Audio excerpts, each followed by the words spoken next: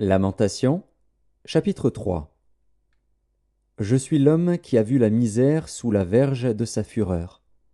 Il m'a conduit, mené dans les ténèbres, et non dans la lumière. Contre moi il tourne et retourne sa main tout le jour.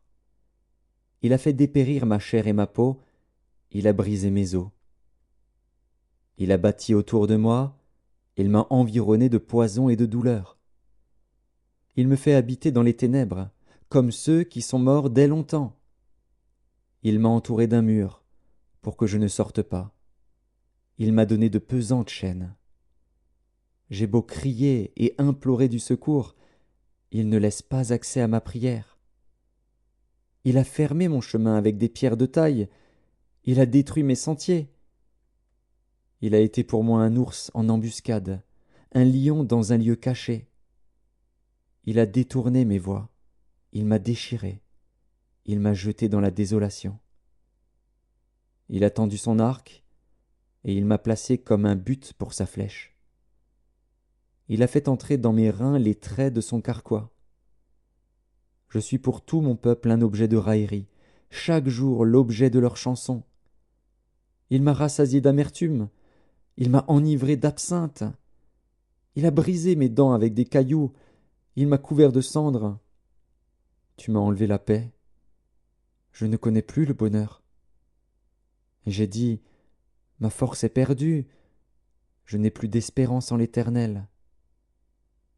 Quand je pense à ma détresse et à ma misère, à l'absinthe et au poison, quand mon âme s'en souvient, elle est abattue au-dedans de moi. Voici ce que je veux repasser en mon cœur, ce qui me donnera de l'espérance. Les bontés de l'Éternel ne sont pas épuisées. Ses compassions ne sont pas à leur terme. Elles se renouvellent chaque matin. Oh, que ta fidélité est grande! L'Éternel est mon partage, dit mon âme. C'est pourquoi je veux espérer en lui. L'Éternel a de la bonté pour qui espère en lui, pour l'âme qui le cherche.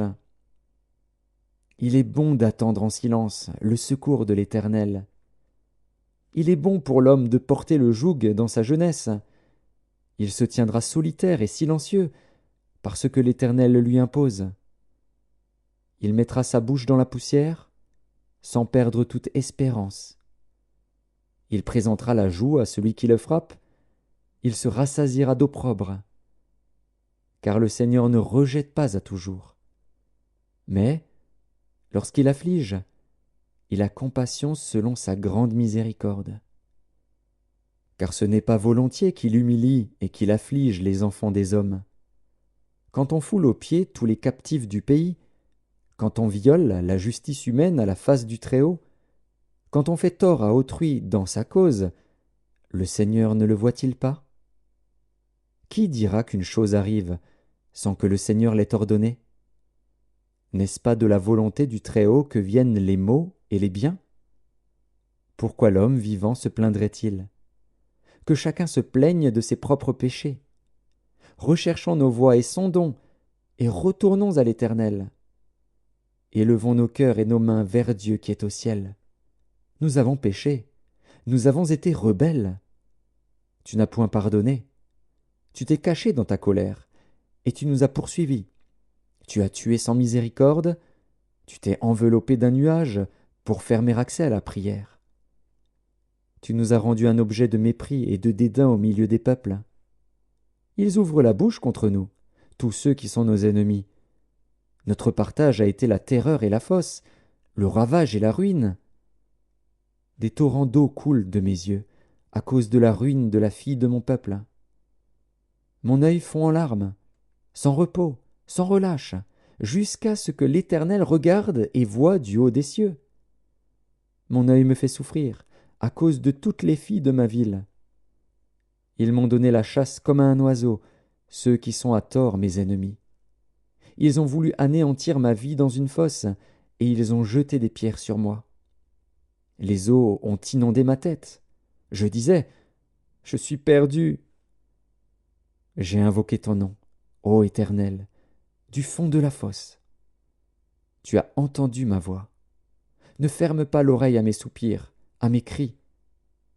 Au jour où je t'ai invoqué, tu t'es approché, tu as dit, « Ne crains pas. » Seigneur, tu as défendu la cause de mon âme, tu as racheté ma vie.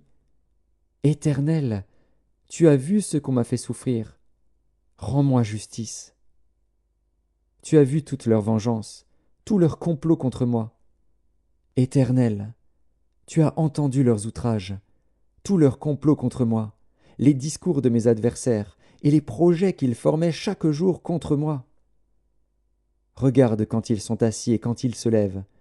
Je suis l'objet de leurs chansons. Tu leur donneras un salaire, ô Éternel, selon l'œuvre de leurs mains. Tu les livreras à l'endurcissement de leur cœur, à ta malédiction contre eux. Tu les poursuivras dans ta colère, et tu les extermineras de dessous les cieux, ô Éternel.